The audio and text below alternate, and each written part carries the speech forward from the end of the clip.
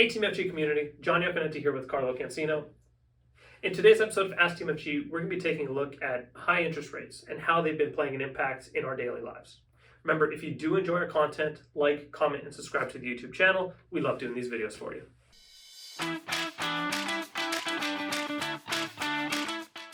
In today's episode of Ask TMFG, we're going to be taking a look at the current interest rate environment. Obviously, we're in a very high interest rate environment relative to the past couple of years. We've been here now for almost 6 months of these high interest rates, and curious to see how they've been playing effect on our daily lives. So, Carlo, why don't you get us started? Sure. Well, last week, the Bank of Canada met yet again and decided to pause the interest rate hikes. And so they've stopped, or the overnight rate now is at 5%. And I think if we all can recall, January of this year, we were down at just under 1%. So that's quite an increase over such a short period of time. And it's had its impact on people and the economy and how people are spending. If we think about mortgages, so different types of mortgages, you got variable rate mortgages, and that's the rate. It can continue to move. And when rates were really low, people were paying under 1% for their mortgages, which is very cheap money. As the interest rates rose, variable rate mortgages increased as well, or the rates did. That meant that payments had to increase to keep the amortization, or the length of time it takes to pay off a mortgage, the same amount. So variable rate mortgage people are looking maybe to lock in or trying to find money to try to just maintain those increased payments. People on a fixed rate who wanted to lock in and have a consistent payment over time, now they're going to have mortgages renew, and if they were paying anything close to what the rates were at before, 2.5%, 3%, they're now looking at renewing at double that, 6.5%, 7%. So what's that going to do for their payments? So a lot of things that can impact Canadians. As mortgages come due and the mortgage payments go up, they're going to have less disposable income for everything else. Yeah, absolutely. And it's kind of important to kind of take a step back and realize, why is the Bank of Canada doing this, right? And raising this interest rate. And it all gets related back to, the buzzword last year was high inflation, right? Cost of living became incredibly out of control.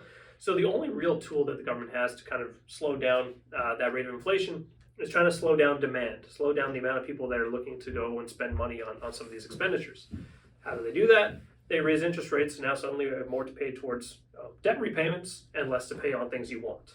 So that was a pretty good breakdown there on the mortgage side of things. The other side of that, at least in our line of work, is on the investment side. So now we've gone from interest rates being incredibly low and things like bonds and GICs not paying a pretty high return, to now having a much higher interest rate and therefore a much higher expected rate of return. So I'll get started with bonds. And bonds tend to have an inverse relationship with interest rates. Interest rates go up, the actual price of bonds are going to be going down.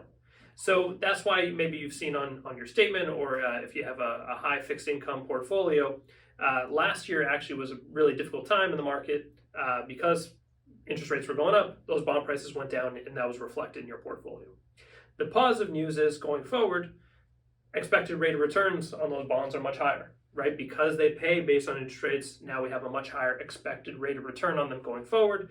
And same thing, what goes up must come down. And when interest rates begin to come down, you're going to start to see those returns come back on the portfolio overall. One thing I want to mention about the bonds, and a lot of concerns that people had when they looked on their statements and they saw the value of their bond funds going down, you don't lose money in bonds. Yep. Essentially, you are lending money to either a government or a company, and you give them the principal, and they will in turn pay you interest over an amount of time, the duration of that bond. Regardless of what interest rates are doing on the outside, you're going to get back the principal of what you lent to them after the period of the bond. So even though interest rates were going up and the value of your bond was going down, if you just hold on to the end of that term, you're going to get that principal back. And so there's no real capital loss that you'll incur unless you went ahead and sold that bond or sold any other investment like that, or fixed income investment, before the end of the term. Yeah, no, excellent points there. And a superficial loss, or a paper loss, call it, that's showing up on the statement. And that's more on the long-term side of things for long-term investing. But we've also begun to see that short-term cash or high interest savings accounts, GICs, things like that have also started to pay a bit more of a higher rate. So that's become a lot more lucrative, I guess, for a lot of investors. And we've even done our part on that too, saying if you have money sitting aside in a savings account, kind of an emergency fund, so to speak, there are better rates that are out there now, approaching 5%. So that's become something that we focused on with our clients, just to get them into a higher rate, even for that savings account. Yeah, definitely. You want to think about what that money's for.